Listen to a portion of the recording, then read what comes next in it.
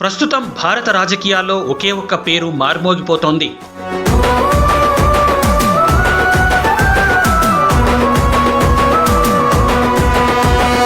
Andhra Pradesh IT electronics విద్యాశాఖల రథసారథి Telugu Desam party నయా national working president Nara Lokesh.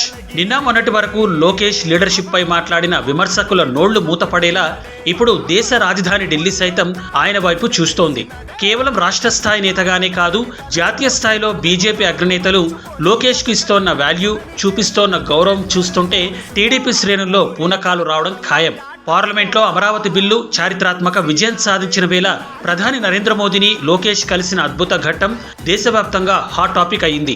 ఒక సాధారణ రాష్ట్ర మంత్రిగా కాదు, ఆంధ్రప్రదేశ్ భవిష్యత్తు నవనిర్మాణ వారసుడిగా మోదీ లోకేష్ ను సాదరంగా ఆహ్వానించారు.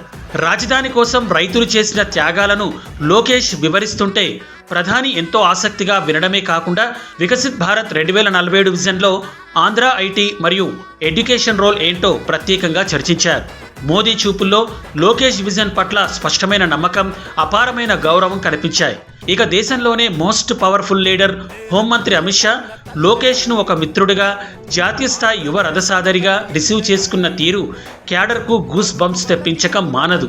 టీడీపీ నేషనల్ వర్కింగ్ ప్రెసిడెంట్గా బాధ్యతలు చేపట్టిన వెంటనే జాతీయ రాజకీయాల్లో లోకేష్కు లభించిన ప్రాధాన్యత అసాధారణమైనది. కేంద్ర రక్షణ మంత్రి రాజ్నాథ్ సింగ్ సైతం లోకేష్ను ఆత్మీయంగా ఆలింగనం చేసుకొని ఆయన నాయకత్వ పటిమను కొనియాడారు. ఢిల్లీ పెద్దల మనసుల్లో లోకేష్ కేవలం చంద్రబాబు గారి వారసుడు మాత్రమే కాదు, రాబోయే రోజుల్లో సౌత్ ఇండియా పాలిటిక్స్ ను శాసించబోయే తిరుగులేని లీడర్ అనే ముద్ర పడిపోయింది. లోకేష్ కేవలం పొలిటికల్ మీటింగ్స్కే పరిమితం కాలేదు. ఐటీ, ఎడ్యుకేషన్, ఇన్ఫ్రాస్ట్రక్చర్స్ మినిస్టర్గా తన బాధ్యతలకు 100% న్యాయం చేస్తున్నారు. సెంట్రల్ రైల్వే మినిస్టర్తో ఏపీ రైల్వే ప్రాజెక్టుల స్పీడ్ పెంచడంపై చర్చించిన విధానం, అలాగే ప్రధాని మోదీ పిలుపునకు మద్దతుగా తన కాన్వాయ్ వాహనాలను సగానికి తగ్గించుకొని సింప్లిసిటీని చాటుకొన్న తీరు కేంద్రానికి ముచ్చట తెప్పించింది. స్టాన్ఫోర్డ్ చదువు, కార్పొరేట్ మేనేజ్మెంట్ స్కిల్, పకడ్బందీ ప్లానింగ్ చూసి కేంద్ర మంత్రులే అబ్బురపడుతున్నారు. ఇది ఢిల్లీ వేదికగా నారా లోకేష్ సృష్టిస్తోన్న సంచలనం. జాతీయ రాజకీయాల్లో ఆయన సంపాదిస్తోన్న ఈ గౌరవం, క్రేజ్ రేపు ఆంధ్రప్రదేశ్ రాష్ట్రాన్ని దేశంలోనే నెంబర్ 1గా నిలబెట్టబోతోంది. టీడీపీ సైనికులారా, కాలర్ ఎగరేసే సమయం వచ్చేసింది. మన లీడర్ ఢిల్లీ పీఠాన్నే మెప్పిస్తున్నారు.